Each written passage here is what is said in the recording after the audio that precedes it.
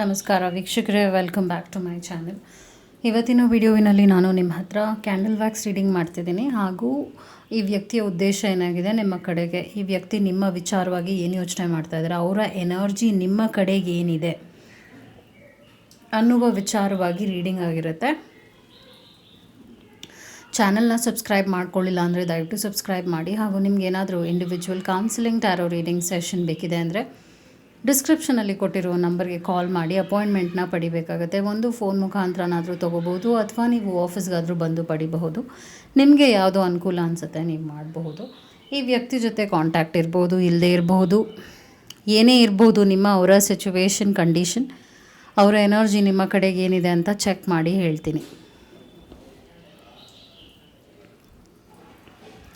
So ಈ ವ್ಯಕ್ತಿಯನ್ನು ಮನಸ್ಸಿನಲ್ಲಿ ಇಟ್ಕೊಳ್ಳಿ. ಈ ವ್ಯಕ್ತಿಯ ಹೆಸರನ್ನು 3 ಸಲ ಮನಸ್ಸಿನಲ್ಲಿ ಹೇಳಿ ಕನೆಕ್ಟ್ ಆಗಿ ರೀಡಿಂಗಿಗೆ. ಈ ಒಂದು ವಿಡಿಯೋನ ನೀವು ಕ್ಲಿಕ್ ಮಾಡಿದ್ದೀರಾ ಅಂದರೆ ಅಫ್ಕೋರ್ಸ್ ಈ ವಿಡಿಯೋಲಿ ಏನೇನು ಮೆಸೇಜಸ್ ಇದೆ ಅದೆಲ್ಲ ನಿಮ್ಮ ವ್ಯಕ್ತಿ ವಿಚಾರವಾಗಿರುತ್ತೆ. ಯಾವುದು ನಿಮಗೆ ರೆಸೊನೇಟ್ ಆಗುತ್ತೆ ಅದನ್ನು ಕಮೆಂಟ್ ಮಾಡಿ, ಯಾವುದು ಆಗೋದಿಲ್ಲ ಅದನ್ನು ಕೂಡ ಕಮೆಂಟ್ ಮಾಡಿ. ನಿಮಗೆ ಈ ವಿಡಿಯೋ ಬಗ್ಗೆ ಏನು ಅನಿಸ್ತಾ ಇದೆ ಅಂತ ಕೂಡ ನೀವು ಕಮೆಂಟ್ ಮಾಡಬಹುದು. ಸೊ ಇವತ್ತಿನ ಎನರ್ಜಿ ತುಂಬ ಫೈರಿ ಆಗಿದೆ ಅಂತ ಹೇಳ್ಬೋದು. ಫ್ಲೇಮ್ ತುಂಬ ಸ್ಟ್ರಾಂಗಾಗಿ ಕಾಣ್ತಾ ಇದೆ. ಇದರ ಅರ್ಥ ಏನು ಅಂದರೆ, ಇವತ್ತಿನ ಸಿಚುವೇಷನಲ್ಲಿ, ಈಗ ಈ ಕಂಡೀಷನಲ್ಲಿ ಈ ವ್ಯಕ್ತಿಯ ಮನಸ್ಥಿತಿ ನಿಮ್ಮ ಕಡೆಗೆ ಸ್ಟ್ರಾಂಗಾಗೇ ಇದೆ ಅಂತ ತೋರಿಸ್ತಾ ಇದೆ. ಈ ವ್ಯಕ್ತಿಗೆ ನಿಮ್ಮ ವಿಚಾರವಾಗಿ ಅಂತ ನೋಡೋಕ್ಕೆ ಹೋದಾಗ ಅವರು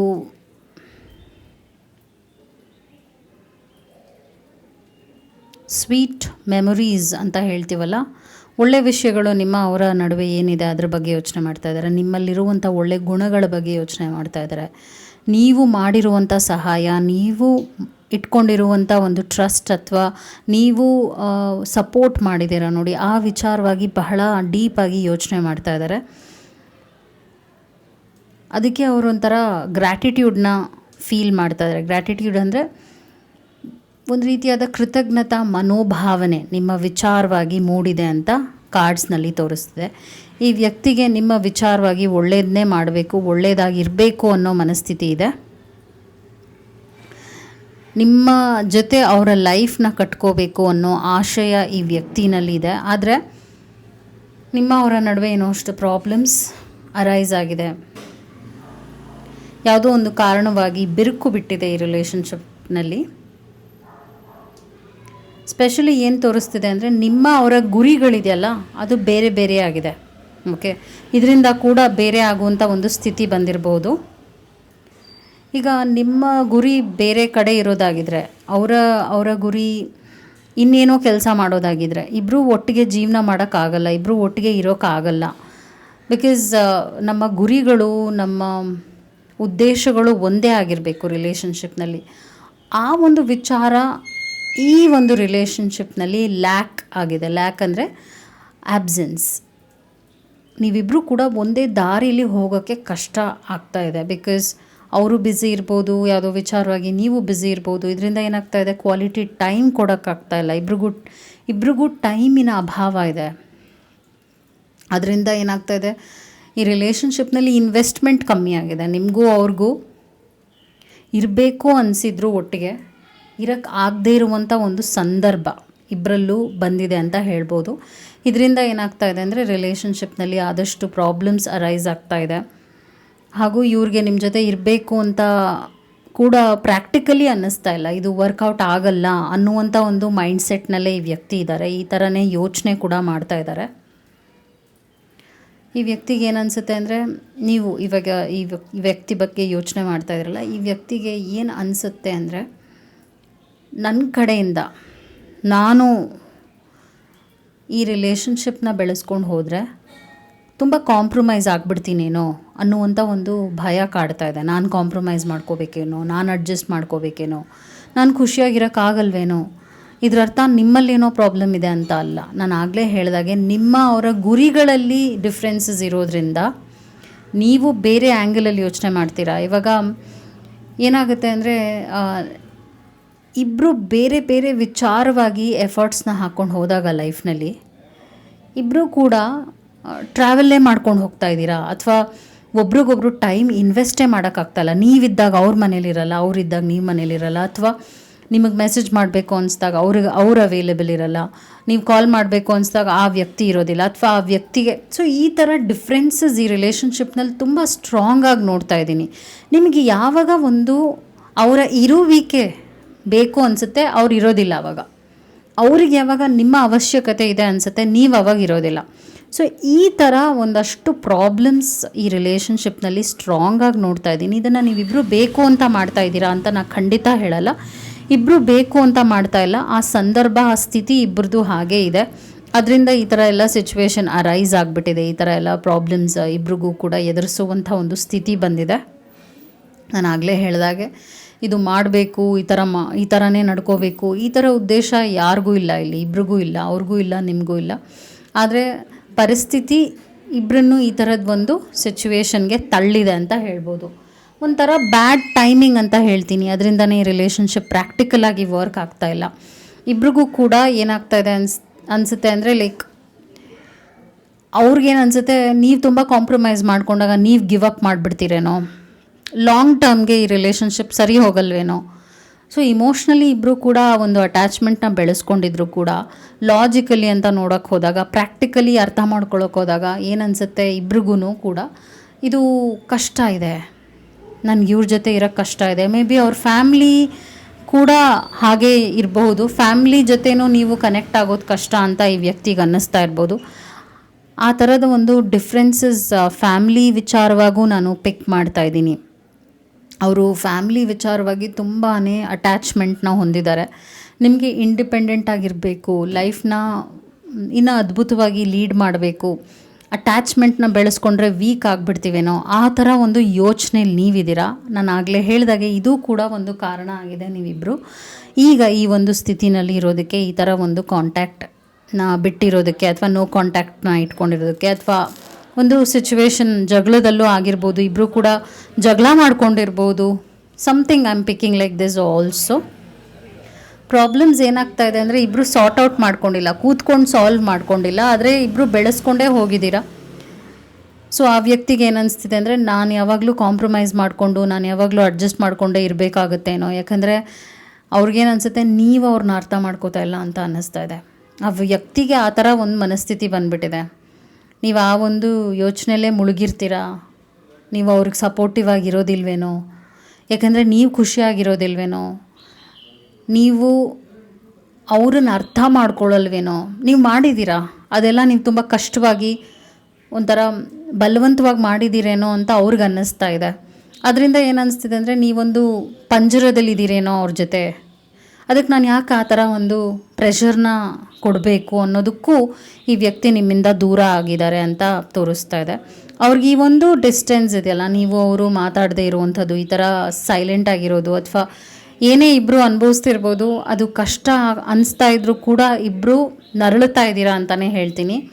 ಒಟ್ಟಿನಲ್ಲಿ ಇವತ್ತು ರೀಡಿಂಗಲ್ಲಿ ಏನು ತೋರಿಸ್ತಾ ಇದೆ ಅಂದರೆ, ಆ ವ್ಯಕ್ತಿಗೆ ನಿಮಗೆ ಬೇಕು ಅಂತ ಅನಿಸಿದ್ರು ಕೂಡ ನಾವಿಬ್ಬರು ಒಟ್ಟಿಗೆ ಇರೋಕ್ಕಾಗಲ್ಲ. ಯಾಕಂದರೆ ಈ ಥರ ಪ್ರಾಬ್ಲಮ್ಸ್ ಇಬ್ಬರ ಲೈಫ್ನಲ್ಲೂ ಇದೆ, ಸಾಲ್ವ್ ಮಾಡ್ಕೊಳ್ಳೋಕ್ಕಾಗ್ತಾ ಇಲ್ಲ. ಯಾಕಂದರೆ ಇಬ್ಬರು ಕೂಡ ನಾನೇ ಗೆಲ್ಲಬೇಕು ಅನ್ನೋ ಯೋಚನೆಯಲ್ಲಿದ್ದೀರಾ, ಆದರೆ ನಾವು ಗೆಲ್ಲಬೇಕು ಅನ್ನೋ ಯೋಚನೆಯಲ್ಲಿಲ್ಲ.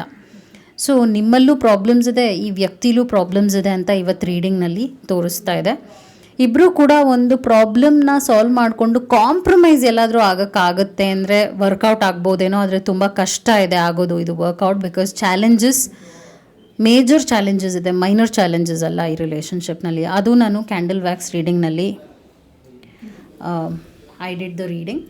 ಈಗ ನಾನು ಅವರ ಮನಸ್ಸಿನ ಮಾತೇನಿದೆ, ಅವರ ಮೈಂಡ್ ಮೆಸೇಜಸ್ ಏನಿದೆ ಅಂತ ಕೂಡ ನಿಮಗೋಸ್ಕರ ರೀಡಿಂಗ್ ಮಾಡ್ತೀನಿ. ನೋಡೋಣ ಅವ್ರ ಮನಸ್ಸಿನಲ್ಲಿ ನಿಮ್ಮ ಬಗ್ಗೆ, ನಿಮ್ಮ ವಿಚಾರವಾಗಿ ಅವರ ಮನಸ್ಸಿನಲ್ಲಿ ಏನು ಓಡ್ತಾ ಇದೆ, ಅವ್ರಿಗೇನು ಹೇಳ್ಕೋಬೇಕು ಅನಿಸ್ತಾ ಇದೆ, ಏನಾದರೂ ಹೇಳೋದಿದೆಯಾ ಅವ್ರ ಮನಸ್ಸಲ್ಲಿ ಅಂತ ಚೆಕ್ ಮಾಡೋಣ.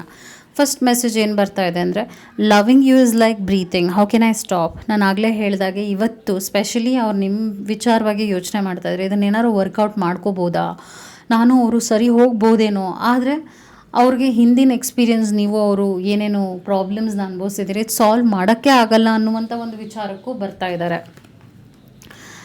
ನೆಕ್ಸ್ಟ್ ಮೆಸೇಜ್ ಏನು ಬರ್ತಾ ಇದೆ ಅಂದರೆ, looking at you talking to is greatest enjoyment for me. So ನೀವಿಬ್ಬರು ಒಳ್ಳೆ ಟೈಮ್ನು ಸ್ಪೆಂಡ್ ಮಾಡಿದ್ದೀರಾ ಒಟ್ಟಿಗೆ, ಒಳ್ಳೆ ಅನುಭವಗಳನ್ನೂ ನಿಮಗೆ ಒಂದು ಎಕ್ಸ್ಚೇಂಜ್ ಆಗಿದೆ, ಆಗಿಲ್ಲ ಅಂತ ಹೇಳೋದಿಲ್ಲ. ಇನಿಷಿಯಲಿ ರಿಲೇಷನ್ಶಿಪ್ ತುಂಬ ಅದ್ಭುತವಾಗಿತ್ತು, ಅದರಿಂದನೇ ಇದನ್ನು ಬ್ರೇಕ್ ಮಾಡ್ಕೊಳ್ಳೋಕ್ಕೂ ಇಬ್ರಿಗೂ ಕಷ್ಟ ಆಗ್ತಾಯಿದೆ. ಪ್ಲೆಷರಬಲ್ ಎಕ್ಸ್ಪೀರಿಯನ್ಸ್ ಅಂತ ಹೇಳ್ತೀನಿ. ನೆಕ್ಸ್ಟ್ ಮೆಸೇಜ್ ಏನು ಬರ್ತಾ ಇದೆ, no matter how much we fight you stay on my mind 24/7 ಅಂತ ಹೇಳ್ತಾ ಇದ್ದಾರೆ. ನಾವಿಬ್ಬರು ಎಷ್ಟೇ ಜಗಳ ಮಾಡ್ಬೋದು, ನಾವಿಬ್ಬರು ಎಷ್ಟೇ ದೂರ ಇರ್ಬೋದು, ನನ್ನ ಮನಸ್ಸಿನಲ್ಲಿ ನೀನು ಯಾವಾಗಲೂ ಇರ್ತೀಯ ಅಂತ ಈ ವ್ಯಕ್ತಿ ಹೇಳ್ತಾ ಇದ್ದಾರೆ. ನೆಕ್ಸ್ಟ್ ಮೆಸೇಜ್ ಏನು ಬರ್ತಾ ಇದೆ ಅಂದರೆ, your doubt is killing trust between us. ಅವ್ರಿಗೇನು ಅನಿಸುತ್ತೆ ಅಂದರೆ ನೀವು ಅವ್ರನ್ನ ನಂಬ್ತಾ ಇಲ್ಲ. ನಿಮ್ಗೇನು ಅನಿಸ್ತಿದೆ ಅಂದರೆ ನೀವು ಅವರಿಂದ ದೂರ ಇರೋದು ಈ ಒಂದು ನಂಬಿಕೆ ವಿಷಯವಾಗಿ ಅಂತ ಬರ್ತಾ ಇದೆ. ಲಾಸ್ಟ್ ಮೆಸೇಜ್ ಏನು ಬರ್ತಾ ಇದೆ ಅಂದರೆ, our love is stronger than the distance between us ಅಂತ ತೋರಿಸ್ತಾ ಇದೆ. ನಾನು ಆಗಲೇ ಹೇಳ್ದಾಗೆ ಇಲ್ಲಿ ಪ್ರೀತಿ ಇದೆ, ಇಲ್ಲ ಅಂತ ಹೇಳಲ್ಲ, ಇಲ್ಲಿ ಕಾಳಜಿ ಇದೆ, ಈ ಥರದ್ದು ಒಂದು ಜೆನ್ಯುನ್ ಲವ್ ಇದೆ, ನಾನು ಒಪ್ಕೊಳ್ತೀನಿ. ಆದರೆ ಇಬ್ಬರದ್ದು ಒಂದು ಸಂದರ್ಭ ಇದೆಯಲ್ಲ, ಸಿಚುವೇಶನ್ ತುಂಬ ಚಾಲೆಂಜಿಂಗ್ ಆಗಿದೆ, ಅದರಿಂದನೇ ಇದು ಕಷ್ಟ ಆಗ್ತಾಯಿದೆ. ಮೇ ಬಿ ಅವರ ಕರಿಯರ್ ಬೇರೆ ಥರ ಇರ್ಬೋದು, ಕೆಲಸ ಕಾರ್ಯಗಳು ಬೇರೆ ಥರ ಇರ್ಬೋದು, ಆ ಪ್ರೆಷರಿಂದ ಇಬ್ಬರು ಜಗಳ ಆಡ್ತಿರ್ಬೋದು. ಒಟ್ಟಿನಲ್ಲಿ ನಿಮ್ಮ ಲೈಫ್ನಲ್ಲಿರುವಂಥ ಚಾಲೆಂಜಸ್, ಅವರ ಲೈಫ್ನಲ್ಲಿರುವಂಥ ಚಾಲೆಂಜಸ್ ಎರಡೂ ಸೇರಿ ಇಬ್ಬರು ಇರೋಕ್ಕಾಗದೇ ಇರುವಂಥ ಒಂದು ಕಂಡೀಷನಿಗೆ ಬಂದುಬಿಟ್ಟಿದೆ ಅಂತ ತೋರಿಸ್ತಾ ಇದೆ. ಸೊ ನಾನು ಟ್ಯಾರೋ ಮುಖಾಂತರವಾಗೂ ನೋಡ್ತೀನಿ ಇನ್ನೇನೇನು ತಿಳ್ಕೊಬೋದು ಈ ರಿಲೇಷನ್ಶಿಪ್ ವಿಚಾರವಾಗಿ ಅಂತ ನೋಡೋಕ್ಕೆ ಹೋದಾಗ, ಇನ್ನು ಏನೇನಿದೆ ತಿಳ್ಕೊಳ್ಳುವಂಥದ್ದು, ಹಾಗೂ ನೀವು ಫ್ಯೂಚರ್ನಲ್ಲಿ ಏನು ಎಕ್ಸ್ಪೆಕ್ಟ್ ಮಾಡ್ಬೋದು ಅಂತ ಕೂಡ ನಾನು ಚೆಕ್ ಮಾಡ್ತೀನಿ. ನೀವು ಇನ್ನೊಂದು ಒಬ್ಸರ್ವ್ ಮಾಡ್ಬೋದು, ಕ್ಯಾಂಡಲ್ ಇನ್ನೂ ಉರಿತಾನೇ ಇದೆ. ಇದು ಯೂಶ್ವಲಿ ನಾನು ನೋಡಿರೋ ಪ್ರಕಾರವಾಗಿ ಆಗೋದಿಲ್ಲ. ಕ್ಯಾಂಡಲ್ ಹಾಗೆ ಅದು ನಶಿಸಿ ಹೋಗುತ್ತೆ, ಅಂದರೆ ಹೋಗುತ್ತೆ ಕ್ಯಾಂಡಲ್, ಆದರೆ ಇನ್ನೂ ಉರಿತಾ ಇದೆ ಅಂದಾಗ ನೀವು ಇದು ಒಂದು ಇಂಡಿಕೇಷನ್ ಅಂತಲೇ ಅರ್ಥ ಮಾಡ್ಕೋಬೇಕಾಗತ್ತೆ. ಈ ವ್ಯಕ್ತಿ ನಿಮ್ಮನ್ನು ಈಗಲೂ ಕೂಡ ಅಷ್ಟೇ, ಮೊದಲು ಹೇಗೆ ನಿಮ್ಮನ್ನು ಪ್ರೀತಿಸ್ತಿದ್ರು ಅಷ್ಟೇ ಈಗಲೂ ಆಳವಾಗಿ ಪ್ರೀತಿಸ್ತಾ ಇದ್ದಾರೆ ಅಂತ ಅರ್ಥ. ನಾನು ಟ್ಯಾರೋ ಮುಖಾಂತರವಾಗಿ ಒಂದಷ್ಟು ಮೆಸೇಜಸ್ನ ತೆಗಿತಾ ಇದ್ದೀನಿ, ಇನ್ನು ಏನೇನು ತಿಳ್ಕೊಳ್ಳುವಂಥದ್ದಿದೆ ಈ ರಿಲೇಷನ್ಶಿಪ್ನಲ್ಲಿ ಅಂತ. 7 ಆಫ್ ಪೆಂಟಿಕಲ್ಸ್ ಬರ್ತಿರೋದ್ರಿಂದ ನೀವಿಬ್ಬರು ಜೆನ್ಯುವಿನಾಗಿ ಟ್ರೈ ಮಾಡಿದ್ದೀರಾ, ಅವರು ಟ್ರೈ ಮಾಡಿದ್ದಾರೆ, ನೀವು ಟ್ರೈ ಮಾಡಿದ್ದೀರಾ ಈ ರಿಲೇಷನ್ಶಿಪ್ನ ಉಳಿಸ್ಕೊಳ್ಳೋಕ್ಕೆ. ಹಾಗೂ ಇಬ್ಬರ ಕಡೆಯಿಂದ ಎಫರ್ಟ್ಸ್ ಇದೆ, ಒಬ್ಬರ ಕಡೆಯಿಂದ ಅಲ್ಲ, ಇಬ್ಬರೂ ಎಫರ್ಟ್ಸ್ ಹಾಕಿದ್ದೀರಾ. 6 of pentacles at the same time ಇಬ್ಬರು ನೋವು ಅನುಭವಿಸ್ತಿದ್ದೀರಾ. ಈ ದೂರ ಇರೋದು ನೋವು ಅನುಭವಿಸ್ತಿದ್ದೀರಾ, ಒಟ್ಟಿಗೆ ಇರೋಕ್ಕೂ ಆಗ್ತಾಯಿಲ್ಲ, ದೂರ ಇರೋಕ್ಕೂ ಆಗ್ತಾಯಿಲ್ಲ, ಆ ಥರದ್ದು ಒಂದು ನರಕ ಯಾತನೆ ಇಬ್ರಿಗೂ ಆಗ್ತಾಯಿದೆ ಅಂತ ಹೇಳ್ತೀನಿ. ಕ್ವೀನ್ ಆಫ್ ವಾಂಡ್ಸ್ ಬರ್ತಿರೋದ್ರಿಂದ ಈ ವ್ಯಕ್ತಿ ನಿಮ್ಮನ್ನು ತುಂಬ ಗೌರವಿಸ್ತಾರೆ. ನೀವು ನಿಮ್ಮ ಕನಸುಗಳು ಅಷ್ಟೇ ದೊಡ್ಡದಾಗಿದೆ, ನಿಮ್ಮ ಗುರಿಗಳಿದೆಯಲ್ಲ ಅದ್ಭುತವಾಗಿದೆ.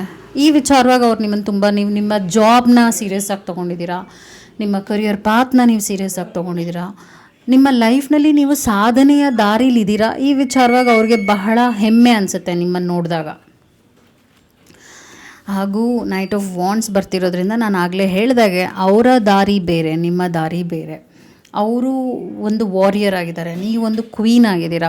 ಸೊ ಒಂದು ನೀವಿಲ್ಲಿ ಅರ್ಥ ಮಾಡ್ಕೋಬೋದು, ಈ ವಾರಿಯರ್ ಕ್ವೀನ್ನ ಮದುವೆ ಆಗೋದು ಕಷ್ಟ ಇದೆ ಅಲ್ವಾ. ಯಾವಾಗಲೂ ನಾವು ನೋಡಿರೋ ಪ್ರಕಾರವಾಗಿ ರಾಣಿ ಜೊತೆ ಇರೋದು ರಾಜ ರಾಣಿನೇ ಮದುವೆ ಆಗುವಂಥದ್ದು ಹಾಗೆ.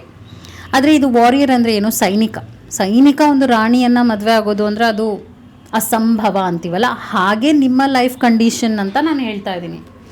ಅದರಿಂದನೇ ಇಬ್ಬರ ರಿಲೇಷನ್ಶಿಪ್ ಚಾಲೆಂಜಿಂಗ್ ಆಗ್ತಾ ಇದೆ. 2 ಆಫ್ ಕಪ್ಸ್ ಆದರೆ ಪ್ರೀತಿ ತುಂಬ ಇದೆ ನಿಮಗೂ ಅವ್ರಿಗೂ.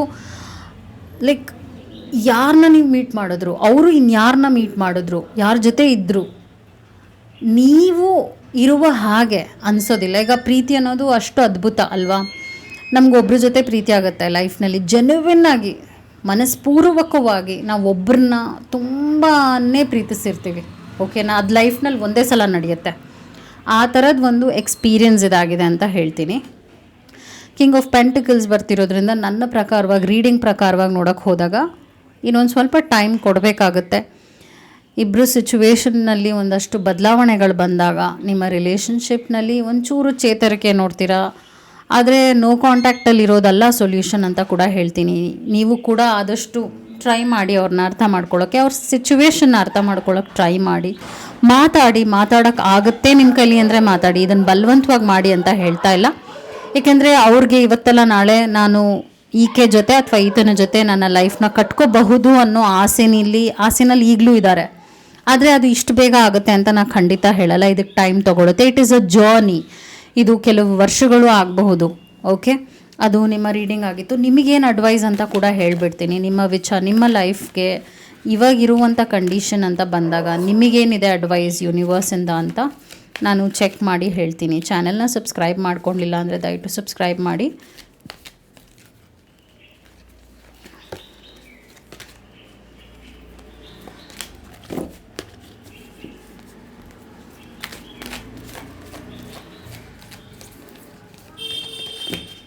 ಸೊ ನಿಮಗೆ ಯೂನಿವರ್ಸಿಂದ ಏನಿದೆ ಅಡ್ವೈಸ್ ಅಂತ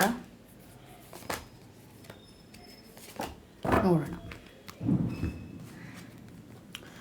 ಸೊ ಚಾಪ್ ವುಡ್ ಅಂತ ಬರ್ತಾ ಇದೆ. ಆಬ್ಸ್ಟಿಕಲ್ ಈ ರಿಲೇಷನ್ಶಿಪ್ನಲ್ಲಿದೆ, ಆಯಿತಾ, ಪ್ರಾಬ್ಲಮ್ ಇದೆ. ಆದರೆ ಈ ಒಂದು ಆಬ್ಸ್ಟಿಕಲ್, ಈ ಒಂದು ಪ್ರಾಬ್ಲಮ್ ಸರಿ ಹೋಗಬಹುದು. ಸ್ವಲ್ಪ ಆಪ್ಟಿಮಿಸ್ಟಿಕ್ ಆಗಿ ಪಾಸಿಟಿವ್ ಆಗಿರಬಹುದು. ನೀವು ಅದನ್ನೇ ಮಾಡಬೇಕಾಗತ್ತೆ. ಟ್ರೂತ್ ಬಿ ಟೋಲ್ಡ್, ನೀವು ಇನ್ನೊಂದು ಸ್ವಲ್ಪ ಟೈಮ್ ಕೊಡಿ ಈ ರಿಲೇಷನ್ಶಿಪ್ಗೆ. ಈಗಲೇ ನಾನು ಆಗೋಯ್ತು ಡಿಸಿಷನ್ಗೆ ಬರಬೇಡಿ ಅಂತ ಹೇಳ್ತಾ ಇದ್ದೀನಿ. ಯಾವುದೇ ಕಾರಣಕ್ಕೂ ಇಷ್ಟೇ ಮುಗೀತು ಆ ಥರದ್ದು ಒಂದು ಸ್ಟ್ರಾಂಗ್ ಡಿಸಿಷನ್ ಈಗ ತೊಗೊಳ್ಳೋ ಟೈಮ್ ಅಲ್ಲ ಅಂತ ಹೇಳ್ತೀನಿ. ಗೋ ದ ಡಿಸ್ಟೆನ್ಸ್ ಬರ್ತಿರೋದ್ರಿಂದ ನೀವು ಕೂಡ ಇನ್ನೊಂದು ಸ್ವಲ್ಪ ಎಫರ್ಟ್ಸ್ ಹಾಕಬೇಕಾಗತ್ತೆ. ನಿಮ್ಮ ಕಡೆಯಿಂದನೂ ಕೂಡ ಇನ್ನೊಂದು ಸ್ವಲ್ಪ ಎಫರ್ಟ್ಸ್ ಹಾಕಿದ್ರೆ ಈ ರಿಲೇಷನ್ಶಿಪ್ ಸರಿ ಹೋಗಬಹುದು. ಹಾಗೂ ಅವ್ರಿಗೂ ನಿಮ್ಮ ಅಟೆನ್ಷನ್ ಬೇಕು ಅನ್ನೋ ಆಸೆ ಇದೆ. ಅವರು ಅಷ್ಟು ಈಸಿಯಾಗಿ ನಿಮ್ಮನ್ನು ಲೆಟ್ಕೊಂಬಳಕ್ಕೆ ರೆಡಿ ಇಲ್ಲ. ಆದರೆ ಟೈಮ್ ಸರಿ ಇಲ್ಲ, ನಾನು ಒಪ್ಕೊಳ್ತೀನಿ. ಹೈಯರ್ ಪವರ್ ಬರ್ತಾ ಇರೋದ್ರಿಂದ ಚೇಂಜಸ್ ಆಗುತ್ತೆ. ಈಗ 6 ತಿಂಗಳಲ್ಲಿ 1 ವರ್ಷದಲ್ಲೇ ಮನುಷ್ಯನ ಬದಲಾವಣೆ ಹೇಗಾಗೋಗುತ್ತೆ ಅಂದರೆ ಆತ ಅದ್ಭುತವಾದ ಒಂದು ಲೈಫ್ನ ಕಟ್ಕೋಬಹುದು. ಆ ಒಂದು ಟೈಮ್ ಸ್ಪ್ಯಾನಲ್ಲಿ ಏನಾದರೂ ಆಗ್ಬೋದು. ಟೈಮ್ ಇದೆಯಲ್ಲ, ಟೈಮ್ ಏನನ್ನಾದರೂ ಮಾಡ್ಬೋದು. ಸೊ ಇನ್ನೊಂದು ಸ್ವಲ್ಪ ನೀವು ಟೈಮ್ ಕೊಟ್ಟು ಇನ್ನೊಂದು ಸ್ವಲ್ಪ ತಾಳ್ಮೆಯಿಂದ ಇರೋದ್ರಿಂದ ಈ ರಿಲೇಷನ್ಶಿಪ್ನಲ್ಲಿ ನೀವು ಒಳ್ಳೆಯ ಚೇಂಜಸ್ನ ನೋಡಬಹುದು ಅಂತ ತೋರಿಸ್ತಾ ಇದೆ. Not for you. ಇವಾಗಿರುವಂಥ ಕಂಡೀಷನಲ್ಲಿ, ಇವಾಗಿರುವಂಥ ಸಿಚುವೇಷನಲ್ಲಿ ಈ ವ್ಯಕ್ತಿ ನಿಮಗೆ ನಾಟ್ ಫಾರ್ ಯು ಅಂದರೆ ಏನರ್ಥ, now this person is not right for you ಅಂತ ಹೇಳ್ತಾ ಇದ್ದೀನಿ. ಓಕೆ, ಅದೇ ಬರ್ತಾ ಇರೋದು ರೀಡಿಂಗ್ನಲ್ಲಿ. ಈಗಲೂ ಕೂಡ ನಾನೇನು ಡಿಸಿಷನ್ ಅಂತ ರೀಡಿಂಗ್ನಲ್ಲಿ ನೋಡ್ತಾ ಇಲ್ಲ, ಹೀಗೆ ಆಗುತ್ತೆ ಅಂತ ಕೂಡ ಹೇಳ್ತಾ ಇಲ್ಲ. ಟೈಮ್ ತೊಗೊಳುತ್ತೆ, ಸ್ವಲ್ಪ ಪೇಷನ್ಸ್ ಬೇಕು ಅಂತಲೇ ಇವತ್ತಿನ ರೀಡಿಂಗ್ನಲ್ಲಿ ಬರ್ತಾ ಇದೆ. I hope it help. Take care and thank you so much.